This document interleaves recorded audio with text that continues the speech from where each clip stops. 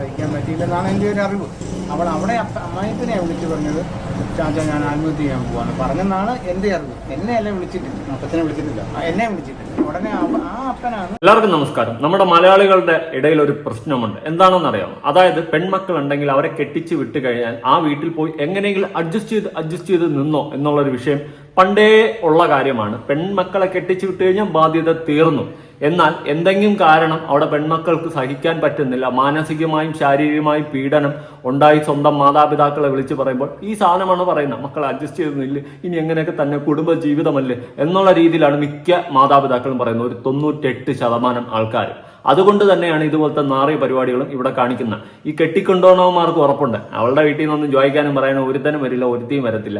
അങ്ങനെ എന്തെങ്കിലും വന്നാലും ചെറുതായിട്ടൊക്കെ ഇരുന്ന് സംസാരിച്ച് അങ്ങ് പോകും. ആ ഒരു സെറ്റപ്പ് എന്ന് ഇതുപോലത്തെ നാറികൾക്ക് സ്വയമേ അറിയാം. അതുകൊണ്ട് തന്നെ ഇവനൊക്കെ ആ വീടുകളിൽ കെട്ടിക്കൊണ്ടുപോകുന്ന പെണ്ണിനെ ക്രൂരമായും ഇതുപോലെ മാനസികമായും ശാരീരികമായും ഒക്കെ പീഡിപ്പിക്കും. അതുള്ള കാര്യം തന്നെയാണ്. ഇതൊക്കെ മാറണമെങ്കിൽ ഇവിടെ നട്ടലുള്ളവന്മാരും നട്ടലുള്ളവളുമാരും ഉണ്ടാവണമെന്നാണ് എനിക്ക് പറയാനുള്ളത്. പിന്നെ ഇതുപോലെ പറഞ്ഞ് മക്കളെ അഡ്ജസ്റ്റ് ചെയ്ത് ജീവിക്കുമെന്ന് പറഞ്ഞ് ആ മക്കൾ സ്വയം ഇതുപോലെ ജീവൻ ഒടുക്കി കഴിയുമ്പോൾ അയ്യോ ജസ്റ്റിസ് ഫോർ എൻ്റെ മക്കൾ എന്ന് പറഞ്ഞുകൊണ്ട് കൊടിയും പിടിച്ചിറങ്ങും. നീതി ലഭിക്കണം, എൻ്റെ മകളുടെ മരണത്തിന് കാരണക്കാരായ ആൾക്കാർക്ക് ശിക്ഷ കൊടുക്കണം, നീതി ലഭിക്കണം എന്ന് പറഞ്ഞുകൊണ്ട് കൊടിയും പിടിച്ചിറങ്ങും. ജീവിച്ചിരുന്നപ്പോൾ അവൾ വിഷമം വിളിച്ച് പറയുകയോ അല്ലെങ്കിൽ അവൾക്കൊരു ദുരനുഭവം ഉണ്ടാകുമ്പോൾ തിരിഞ്ഞു നോക്കാത്ത കുടുംബക്കാര് ചത്തതിന് ശേഷം എന്തിനാണ് കൊടിയും പിടിച്ചിറങ്ങുന്നത് എന്നുള്ള ഒരു ചിന്തയും കൂടി എനിക്കുണ്ട്. സീരിയസ്ലി പറയാം, ഞാൻ ഇന്നലെ ഈ ജിസ്മോളുടെ വിഷയവുമായി ബന്ധപ്പെട്ട് ഒരുപാട് വീഡിയോസ് അങ്ങോട്ടും ഇങ്ങോട്ടൊക്കെ ചെക്ക് ചെയ്യുന്നുണ്ടായിരുന്നു, ഒരുപാട് ചാനൽസിൽ വന്നിട്ടുള്ള.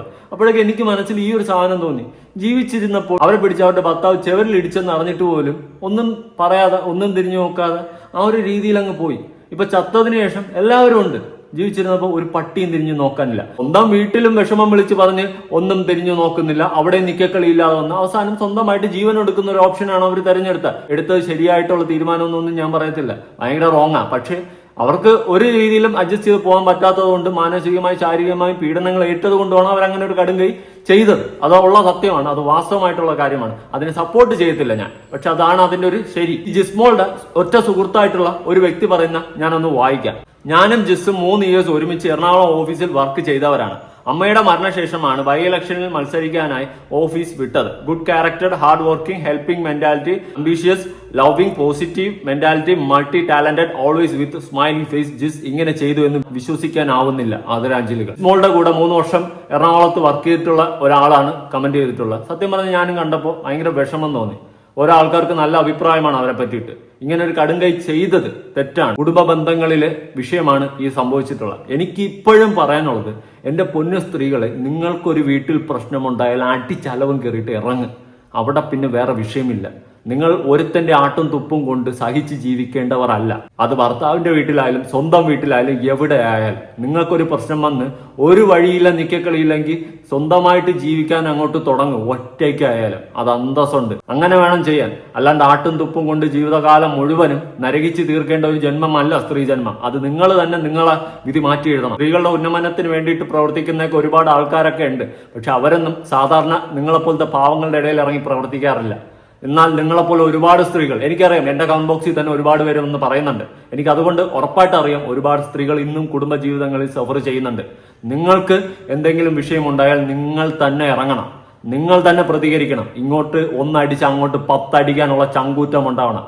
എന്തായാലും ചാകാനല്ലേ തീരുമാനിക്കുന്നത്, അതിനു മുമ്പേ അടിച്ച് തീർത്തിട്ടായാലും അങ്ങ് നിൽക്കി ആ ഒരു സെറ്റപ്പിൽ നോക്കണം. അതാണ് അതിന്റെ ഒരു രീതി. ഈ ഭൂമിയിലുള്ള ഒരു സ്ത്രീകളുടെ മേലിലും ഒരു നാറികൾക്കും ഇതായിട്ട് കൈവയ്ക്കേണ്ടതല്ല. അതാദ്യം നിങ്ങൾ തന്നെ മനസ്സിലാക്കണം. നിങ്ങൾക്ക് വേണ്ടി പോരാടിയാലേ ഈ സമൂഹം നിങ്ങൾക്ക് വേണ്ടി നിൽക്കത്തുള്ളൂ. ഞാൻ ഉള്ള കാര്യം പറയാം, സ്വയം ജീവനൊടുക്കി നിങ്ങളുടെ ആ ഒരു വില കളയരുത്. സ്വന്തം വീട്ടുകാരെടുത്ത് പറയാനുള്ളതെന്ന് വെച്ച് കഴിഞ്ഞാൽ മക്കളെ കെട്ടിച്ചു വിട്ട് കഴിഞ്ഞാൽ ബാധ്യത തീർന്നു എന്നുള്ളൊരു മെന്റാലിറ്റിയിൽ ഇരിക്കരുത്. എനിക്ക് അതൊക്കെയാണ് പറയാനുള്ളത്. ഈ വിഷയങ്ങളൊക്കെ കാണുമ്പോൾ വളരെയധികം വിഷമമുണ്ട്. നാളെ ഞാനും ഒരു പെൺകുട്ടിയെ കല്യാണം കഴിച്ച് കൊണ്ടുവന്ന് അവൾ ഈ വീട്ടിൽ പീഡനം അനുഭവിക്കുകയാണെങ്കിൽ ഞാൻ ഒരിക്കലും അതിന് സമ്മതിക്കത്തില്ല. ഞാൻ ജീവിച്ചിരിക്കുന്നിടത്തോളം കാലം അത് സംഭവിക്കത്തില്ല. പിന്നെ അതുപോലെ തന്നെ ഒരുപാട് പേര് കമന്റിൽ പറയുന്നുണ്ട്, ഭർത്താവിന്റെ വീട്ടിൽ പോയി കഴിഞ്ഞാൽ അമ്മായിയപ്പനും അമ്മായിയമ്മയൊക്കെയാണ് പ്രശ്നമെന്ന്. അതുള്ള കാര്യമാണ്, ഇല്ലാത്ത കാര്യമല്ല. എല്ലാ വീടുകളിലും മിക്ക വീടുകളിലും അങ്ങനെ പ്രശ്നങ്ങൾ ഉണ്ടാവാറുണ്ട്. എന്നാൽ ഞാൻ പറയുന്നതെന്ന് വെച്ച് കഴിഞ്ഞാൽ, കെട്ടിക്കൊണ്ടുവരുന്നവന് ഒരു നട്ടല് വേണം. അവൻ കെട്ടിക്കൊണ്ടുവന്ന പെണ്ണിനെ നോക്കാൻ പറ്റുമെങ്കിൽ മാത്രം കെട്ടാൻ നിൽക്കുക. അതുപോലെ തന്നെ വേറൊരു കേസ്, അമ്മായിയപ്പനും അമ്മായിയമ്മയ്ക്ക് എന്തെങ്കിലും ചൊറിച്ചിലുണ്ടെങ്കിൽ അവരെ പറഞ്ഞ് മനസ്സിലാക്കേണ്ടത് ആ മകനായിട്ടുള്ള വ്യക്തിയാണ്. അവൻ പറയണം നിങ്ങൾക്ക് കൊല്ലം വേണോ നിങ്ങൾ എന്നോടോ പറ, നിനക്ക് കൊല്ലം വേണോ നീ എന്നോടോ പറ. ആ ഒരു ലെവലിൽ കുടുംബ ബന്ധം മുന്നോട്ട് കൊണ്ടുപോകണം. അല്ലാതെ കെട്ടിക്കൊണ്ടുവന്ന പെണ്ണിനെ എല്ലാവർക്കും തട്ടിക്കയറാനും കളിപ്പാവായിട്ട് ഇട്ട് കൊടുക്കുകയല്ല വേണ്ടത്. എനിക്കിതാണ് പറയാനുള്ളത്. 2020 ജിസ്മോൾ ഒരു ഫേസ്ബുക്കിൽ ഒരു പോസ്റ്റ് ഇട്ടിട്ടുണ്ടായിരുന്നു. ആ പോസ്റ്റ് ഇപ്പം അധികം ചർച്ചയാവുകയാണ്. ഞാൻ ആ പോസ്റ്റ് ഒന്ന് വായിക്കാം. പെൺമക്കളെ കെട്ടിച്ചു കൊടുക്കേണ്ടത് പണം കായ്ക്കുന്ന മരമുള്ള വീട്ടിലേക്കല്ല, മനസ്സ് തുറന്ന് സ്നേഹിക്കുന്ന മനുഷ്യരുള്ള വീട്ടിലേക്കാണ്.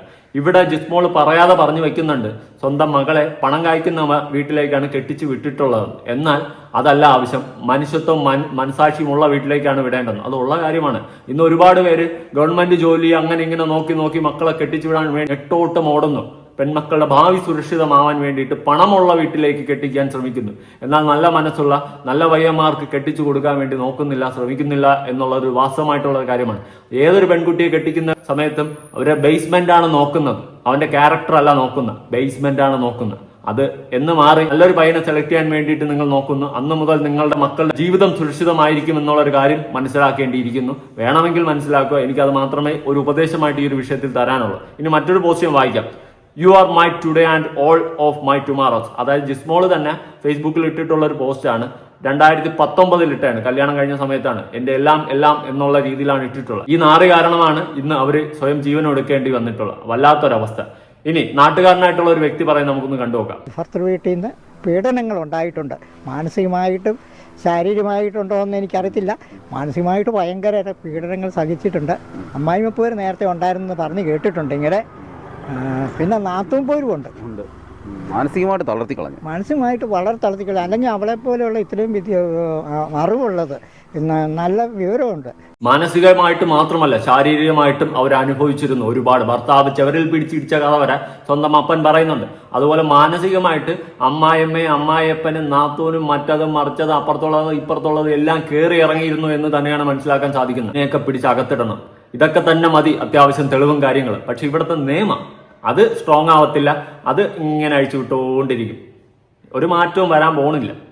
അവൾ അഡ്വക്കേറ്റൊക്കെ ആയതുകൊണ്ട് നല്ല നിയമ കാര്യങ്ങളെക്കുറിച്ചൊക്കെ നല്ല അറിവും കാര്യങ്ങളും ഉള്ള ഓരോ കൊച്ചിനെ ഇങ്ങനെ ഒരു സംഭവിക്കുമെന്ന് തന്നെ ഞങ്ങൾക്ക് ആർക്കും വിശ്വസിക്കാൻ പറ്റുന്നില്ല. അത്രയും അവൾ പോസിറ്റീവ് എനർജി ഉള്ള ഒരു കൊച്ചായിരുന്നു. പോലീസ് കൃത്യമായിട്ട് കേസെടുക്കണം. ഗാർഹിക പീഡനം ഉൾപ്പെടെ കേസെടുക്കേണ്ടി വരും അല്ലേ? ഗാർഹിക പീഡനം കേസെടുക്കണ്ടേ? പിന്നെ തീർച്ചയായിട്ടും എടുക്കണം. കുടുംബത്തിലും ഇങ്ങനെ നിരന്തരമായിട്ട് ഇങ്ങനെ സംഭവം നടന്നു പോകും. നമുക്ക് ഷൈനിയും 2 പെൺമക്കളൊക്കെ ആത്മഹത്യ സംഭവമൊക്കെ നിങ്ങൾ കേട്ടതല്ലേ? അതെ അതെ. അത് എന്തോ അവിടെ കാര്യമായിട്ട് അവിടെ നല്ല കൊച്ചിന് മാനസികമായിട്ട് സഹിക്കത്തില്ല, ഒരു തരത്തിലും സഹിക്കില്ലാത്ത ഏതാണ്ടൊക്കെ സംഭവിച്ചിട്ടുണ്ട്. ഏതൊക്കെ വകുപ്പുണ്ട്, ഇല്ലാത്ത വകുപ്പ് എല്ലാം കൂടി ചേർത്ത് കേസെടുത്ത് ഇതിനെയൊക്കെ പിടിച്ച് തൂക്കിക്കൊല്ലണമെന്നാണ് എൻ്റെ ഒരു അഭിപ്രായം. പക്ഷെ നടക്കത്തില്ല, കൺഫേം നടക്കത്തില്ല. ഇനി കേരളീയം എന്ന് പറയുന്ന ഒരു ചാനലിൽ വന്നിട്ടുള്ള ഒരു വീഡിയോ ഞാനൊന്ന് കൊടുക്കാം. അതായത് ആ വീട്ടിൽ ജോലിക്കാരിയായിട്ട് നിന്ന ലേഡി പറഞ്ഞ കാര്യം അവർ പറയുന്നുണ്ട്. അത് നമുക്കൊന്ന് കേട്ടു നോക്കാം. കുടുംബം യാതൊരു വിധമായ അവർക്ക് പരിഗണനയും കൊടുത്തില്ല എന്നുള്ളതിൻ്റെ കൃത്യമായ പലതവണ ആത്മഹത്യയ്ക്ക് ശ്രമിക്കുകയും കുട്ടികൾക്ക് ഹാർപ്പിക്ക് കൊടുത്ത് കൊല്ലാൻ ശ്രമിക്കുകയും ചെയ്തു. അത് തന്നെ ഛർദ്ദിക്കുകയുണ്ടായി. അപ്പോൾ ഇത്തരം കാര്യങ്ങളൊക്കെ ഉണ്ടായിട്ടും ഒരു ആത്മഹത്യാ പ്രവണത അവളിൽ ഉണ്ട് എന്നറിഞ്ഞിട്ട് പോലും അവളെ ഒറ്റയ്ക്കാക്കി അവിടെ നിന്ന് പോവുകയും ചെയ്തു. അവർ വേണ്ടത്ര ശ്രദ്ധ, ഒരു ആത്മഹത്യാ പ്രവണതയുള്ള ഒരാളിനെ സംബന്ധിച്ച് വേണ്ടത്ര ശ്രദ്ധ കൊടുത്തില്ല എന്നുള്ള പരാതിയാണ് ബന്ധുക്കൾ ഉന്നയിക്കുന്നത്. അതേ പരാതികളായിരിക്കും ഇന്ന് തീർച്ചയായിട്ടും ഉന്നയിക്കുന്നത്. അതിലും വീട്ടിൽ ജോലി ചെയ്യുന്ന ആ സ്ത്രീക്ക് പറയാവുന്നതിൻ്റെ പരിമിതികളാണ് പറഞ്ഞത്. അവർ ക്യാമറയ്ക്ക് മുന്നിൽ ശേഷമാണ് ഞങ്ങളോട് ഇത്തരം കാര്യങ്ങൾ പറഞ്ഞത്. അതുകൊണ്ട് ഇത്തരം കാര്യങ്ങളൊന്നും അവർക്ക് പുറത്ത് പറയാൻ കഴിയില്ല. ഏതായാലും ആശങ്കകൾ പോലീസിനെ അറിയിക്കുകയും അതോടുകൂടി കേസിൻ്റെ അന്വേഷണം ഊർജിതമാവുകയും ചെയ്യുമെന്നാണ് പറയുന്നത്. കഴിഞ്ഞ ദിവസം ഞങ്ങൾ പഞ്ചായത്ത് പ്രസിഡന്റുമായിട്ടും വൈസ് പ്രസിഡന്റുമായിട്ടും ഒക്കെ സംസാരിച്ച വീഡിയോകൾ ഞങ്ങൾ ഇട്ടിരുന്നല്ലോ. അപ്പോൾ അതിനകത്തൊക്കെ ശക്തമായ അന്വേഷണം വേണമെന്ന രീതിയിൽ തന്നെയാണ് മുത്തോലി ഗ്രാമപഞ്ചായത്തിലെ പ്രസിഡന്റ് രഞ്ജിത്തും അതുപോലെ തന്നെ വൈസ് പ്രസിഡന്റും അതേപോലെ തന്നെ പഞ്ചായത്ത് സെക്രട്ടറിയും ഒക്കെ ഞങ്ങളോട് പറഞ്ഞത്. അവർക്ക് ഈ മരണത്തിന് ഉത്തരവാദിയായ നാറുകളെ ശിക്ഷിക്കണം. എവിടെ ഷൈനിയുടെ കേസ് നമ്മൾ കണ്ടില്ലേ? ഞാൻ കൂടുതലൊന്നും പറയേണ്ട കാര്യമില്ലല്ലോ. ഏറ്റവും മരണപ്പെട്ടു പോയി ഷൈനി. ഞാൻ ഒരുപാട് സംസാരിച്ചൊരു വിഷയമാണ്. ഇവിടുത്തെ നിയമം അതത്രേ ഉള്ളൂ. ഇനി ജിസ്മോളുടെ അച്ഛൻ പറയുന്നത് നമുക്കൊന്ന് കേട്ടു നോക്കാം. ഞാനിവിടെ നാട്ടിലെല്ലാവരോടും വിളിച്ച് അവരെല്ലാം അന്വേഷിച്ച് കഴിഞ്ഞ് 10 മിനിറ്റ് കഴിഞ്ഞപ്പോൾ ഞാൻ പുള്ളിയെ തിരിച്ചു വിളിച്ചു. അന്നേരം പുള്ളി പറഞ്ഞു 3 പേരും മരിച്ചു. അതെന്തോ ദുരൂഹത ഉണ്ടോ എന്ന് പറയാൻ അവൾ ഒരിക്കലും ആത്മഹത്യ ചെയ്യല. അവിടെ എന്തോ ഭയങ്കര കാര്യമായ കാര്യം നടന്നിട്ടുണ്ട്. മുൻപ് ഇതുപോലെ പ്രശ്നങ്ങൾ ഉണ്ടായിട്ടുണ്ടോ ഭർത്തൃ വീട്ടിൽ? ഭർത്തൃ വീട്ടിൽ പണ്ട് പ്രശ്നങ്ങളുണ്ടാകുമ്പോൾ ഞാൻ അവിടെ ചെന്ന് കൈകാര്യം ചെയ്തത് ഞാൻ പല പ്രാവശ്യം തീർക്കാൻ ശ്രമിച്ചിട്ടുണ്ട്. തീർക്കാൻ ശ്രമിച്ചിട്ടുണ്ട്. ഏത് പ്രശ്നങ്ങൾ, ഭർത്ത വീട്ടിൽ വരുന്ന പ്രശ്നങ്ങൾ തീർക്കാൻ ശ്രമിച്ചിട്ടുണ്ട്. അച്ഛൻ എന്ന രീതിയിൽ നിങ്ങൾ ആ കാര്യങ്ങളൊക്കെ ശ്രമിച്ചിട്ടുണ്ട്. പക്ഷെ മകളെ ആ നാറ് കൈവച്ചു എന്ന് അറിഞ്ഞിട്ടും വീണ്ടും ആ മകളെ അവിടെ നിർത്തിയത് എന്തിനാണ്? നിങ്ങളുടെ കുടുംബത്തിന്റെ സൽപ്പേര് കീപ്പ് ചെയ്യാനായിരിക്കും. അല്ലെങ്കിൽ കെട്ടിച്ചു വിട്ട പെൺ വീട്ടിൽ തിരിച്ചു വന്ന് നിന്നെന്ന് പറഞ്ഞാൽ നാറ്റ കേസാ. ആ ഒരു സൽപ്പേരിന് വേണ്ടിയിട്ടായിരിക്കും ഒരുപക്ഷെ നിങ്ങൾ അങ്ങനെ നിന്നത്. മകളെല്ലാം അഡ്ജസ്റ്റ് ചെയ്തു പോ, കുടുംബജീവിതം ഇങ്ങനെയല്ലേ, ഭർത്താവിന്റെ അടിയും കൊണ്ട് കിടക്കേണ്ടതല്ലേ എന്നുള്ള രീതിയിൽ പിടിച്ചു നിർത്തിക്കാണ്. അതുകൊണ്ട് തന്നെയാണ് അവർ ഇങ്ങനെ ഒരു കടുങ്കൈ ചെയ്തിട്ടുള്ളത്. സ്വന്തം വീട്ടിൽ നിന്നും ഒരു സംരക്ഷണമില്ല, കെട്ടിച്ച് വിട്ടെടുത്ത് സംരക്ഷണമില്ല, സ്വന്തം വീട്ടിൽ സഹതാപം മാത്രമേ ഉള്ളൂ, എന്നാൽ സംരക്ഷണം കിട്ടിയില്ല. അവസാനം നിക്കക്കളിയില്ലാതെ സ്വയം ജീവൻ ഒടുക്കുകയാണ് അവർ ചെയ്തത്. ഇനി മറിച്ച് ഇവർക്ക് മറ്റെന്തെങ്കിലും സംഭവിച്ചിട്ടുണ്ടോ എന്നും തീർത്തതാണോ എന്നും അന്വേഷിക്കേണ്ടിയിരിക്കുന്നു. അത് വേറൊരു സത്യം. കെട്ടിച്ച് മാത്രം വിട്ടാ പോരാ കേട്ടോ. എല്ലാ അപ്പന്മാരടുത്തും അമ്മമാരടുത്തും പറയാനുള്ളത് തന്നെയാണ്. അവളും അതിനോട് യോജിപ്പാണ്. കാരണം എന്ന് വെച്ചാൽ ഒരു കുടുംബം ഇത് വേണ്ട പിടിച്ച് അവൾ ആത്മഹത്യ. അപ്പം ഞാൻ അന്നേരം നിങ്ങൾ ഉദ്ദേശിക്കും, കൊച്ചെ ഒരു പ്രശ്നമുണ്ട്, ആത്മഹത്യ. അന്നേരം പപ്പ ഞാൻ ഒരിക്കലും ആത്മഹത്യ ചെയ്യില്ല. വേറെ ആത്മഹത്യ ചെയ്യുന്നത് ധൈര്യം ഇല്ലാത്തവരാ. നമുക്ക് എന്നാണെങ്കിലും തരണം ചെയ്യണം, അതല്ലേ നല്ലത് എന്ന് വെച്ചാൽ അത് പപ്പ പേടിക്കേണ്ടെന്ന് എന്നോട് കട്ടായം പറഞ്ഞിരുന്ന കൊച്ച. എനിക്ക് ആത്മഹത്യ ചെയ്യാനായിട്ട് അത്രയ്ക്കും കൊച്ചിൻ്റെ പേരിൽ എന്തോ സമ്മർദ്ദം വന്നിട്ടുണ്ട്. സത്യം. അല്ലെങ്കിൽ തന്നെ അഡ്വക്കേറ്റ് ആയിട്ടുള്ള അവരുണ്ടായിട്ടുള്ള ഒരു ലേഡി ആയിരിക്കും. പക്ഷെ അവരിങ്ങനെ ഒരു കടുങ്കൈ ചെയ്യുന്നുണ്ടെങ്കിൽ അതിന്റെ പിന്നിൽ തക്കതായ റീസൺ ഉണ്ട്. അവർ ചെയ്തിട്ടുണ്ടെങ്കിൽ, പകരം കൊന്നതാണെങ്കിൽ ഞാൻ പറയാതെ അറിയാമല്ലോ. ഭയങ്കര സഹിക്കാൻ മേലാഞ്ഞില്ല. പോലീസ് പരാതി നൽകിയിട്ടുണ്ട്. ഇനിയിപ്പം അടക്ക് ഞാൻ അതിൻ്റെ നിയമപരമായിട്ട് പോകും. എനിക്ക് ദേഹോപദ്രവം അങ്ങനെ എന്തെങ്കിലുമൊക്കെ? ദേഹോപദ്രം പണ്ട് ഒരു കുറച്ച് നാൾ മുമ്പ് ഇവിടെ മുഖത്തൊരു പാട് കണ്ടു. ഞാൻ ചോദിച്ചത് എന്നാ പറ്റിയതാണെന്ന് ചോദിച്ചപ്പോൾ അവൾ പറഞ്ഞ കഥകെ മുട്ടിയതാണ്. അത് കഴിഞ്ഞ് ഒരാഴ്ച കഴിഞ്ഞപ്പോൾ അവൾ പറഞ്ഞു, ജിമ്മിച്ചൻ അതായത് ചേട്ടായി എന്നെ ഭിത്തിയെ കൊണ്ട് ഇടിപ്പിച്ചതാണ്. ഞാൻ പപ്പായോട് പറയാഞ്ഞത് പ്രശ്നം ഉണ്ടാക്കണ്ടല്ലോ എന്നോർത്ത് ഞാൻ ഇത് പറഞ്ഞതാണ്. അപ്പോൾ അത് ചോദിക്കുകയും ചെയ്തു. ചോദിച്ചാൽ പിന്നെ അതിൻ്റെ ബാക്കിയാവുന്നു. അതുകൊണ്ട് ചോദിക്കരുതെന്ന് പറഞ്ഞാൽ ഞാൻ പിന്നെ അതൊക്കെ വിട്ടു. കുടുംബമല്ലേ എന്തേലും, ഇത് കുടുംബമല്ലേ എന്തേലും, മോളെ പിടിച്ച് ഭിത്തി ഇടിച്ചിട്ട് കുടുംബമല്ലേ, ആ ഒരു സാധനമൊന്നും എനിക്കൊരു രീതിയിൽ കണക്ട് ചെയ്യാൻ പറ്റുന്നില്ല. എൻ്റെ മകളാണെങ്കിൽ ഞാൻ ഉറപ്പായിട്ടും തിരിച്ച് വീട്ടിൽ കൊണ്ട് നിർത്തും. ഞാൻ ഉള്ളിടത്തോളം കാലം നീ എൻ്റെ കൂടെ നിന്ന് ജീവിക്കും, അത് കഴിഞ്ഞിട്ട് നോക്കാം, അത് കഴിഞ്ഞിട്ട് നീ സ്വന്തമായിട്ട് എന്തെങ്കിലുമൊക്കെ ചെയ്ത് ജീവിക്കാം എന്നുള്ള രീതി തന്നെ ഞാൻ നിൽക്കും. അല്ലാണ്ട് എൻ്റെ മക്കളെ ഇതുപോലെ വല്ലവനും അടിക്കാനും ഇടിക്കാനും കൊടുത്തു വിടത്തില്ല ഞാൻ.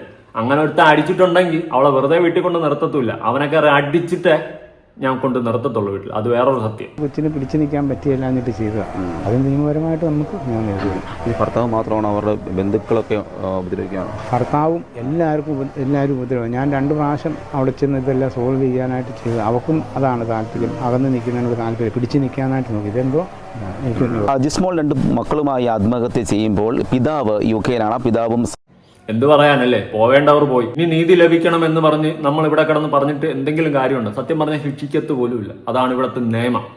പിന്നെ പറഞ്ഞിട്ട് കാര്യമില്ല. എല്ലാ അച്ഛനും അമ്മമാർക്കും ഇതൊരു പാഠമായിരിക്കട്ടെ. സ്വന്തം മക്കളെ കെട്ടിച്ച് വിട്ട് കഴിഞ്ഞാൽ അവിടെ ബാധ്യത തീർന്നു എന്ന് ചിന്തിക്കുന്നവർക്ക് ഇതെല്ലാം ഒരു പാഠമാകട്ടെ. ഒരുപാട് കേസുകൾ കണ്ടു, എന്നിട്ടും ഇവിടെ ആരും പഠിക്കുന്നില്ല എന്നത് മറ്റൊരു വാസം. ഇനി ഞാൻ 1-2 കമന്റ് വായിക്കാം. എന്റെ അഭിപ്രായം അത് തന്നെയാണ്. അടിക്കുന്നവന്റെ അടിച്ചു പൊളിക്കണം, അതായത് തിരിച്ചടിക്കണം. നമ്മളെ കെട്ടിച്ചു വിട്ടെന്നും പറഞ്ഞ് അവന്റെ അമ്മയുടെയും പെങ്ങന്മാരുടെ അടിമയാണ് കെട്ടിച്ചു കൊണ്ട് ചെന്നാൽ ഭർത്താക്കന്മാരുടെയും പെങ്ങന്മാരുടെയും ഒരു സംസാരമുണ്ട്. നിങ്ങൾ ചെയ്യുന്നത് നിങ്ങളുടെ കടമയാണ്. ഏത് കടമ, എവിടത്തെ കടമ? ആ മൈലിന്റെ ഒക്കെ അടിച്ച് ഷേപ്പ് മാറ്റണം. പെണ്ണുങ്ങളും മന്ദബുദ്ധി കളിച്ചിരുന്ന് ജീവിക്കാൻ പറ്റത്തില്ല. സ്ട്രോങ് ആവണം. അത് തന്നെയാണ് എനിക്കും പറയാനുള്ളത്. മരിച്ചു കഴിഞ്ഞിട്ട് പറയും നീതിക്ക് വേണ്ടി അങ്ങേറ്റം പോകുമെന്ന്. ഇത് എപ്പോഴും കേൾക്കും. മരിച്ചിട്ട് എന്തു നീതി? മരിക്കുന്നതിന് മുമ്പ് നീതി തേടി ജീവിക്കാൻ നോക്കണം. മരിച്ചു കഴിഞ്ഞിട്ട് നീതി എന്തിന്? ആർക്ക്? സത്യം. ജീവിച്ചിരുന്ന സമയത്ത് ഇവിടെ ജസ്മോൾക്ക് വേണ്ടിയിട്ട് സ്വന്തം വീട്ടുകാരെങ്കിലും നിന്നിരുന്നെങ്കിൽ, അല്ലെങ്കിൽ മോളെ നീ എല്ലാം വിട്ടെറിഞ്ഞിട്ട് വാ എന്റെ കൂടെ നില്ല്, സ്വന്തം അപ്പനും അമ്മയും വിളിച്ചിരുന്നെങ്കിൽ, ആരോഗ്യമുണ്ടല്ലോ. നാട്ടിലും കുടുംബങ്ങളുടെ ഇടയിലും നാറ്റ കേസ്, മോള് വന്ന് തിരിച്ച് വീട്ടിൽ നിന്ന്. പക്ഷേ ഇന്ന് നിൽക്കാൻ പോലും ആ മകളില്ല. ഒരു നോക്ക് കാണണമെന്ന് ആഗ്രഹിച്ചാൽ ആ മകളും കുഞ്ഞുമക്കളും ഇല്ല.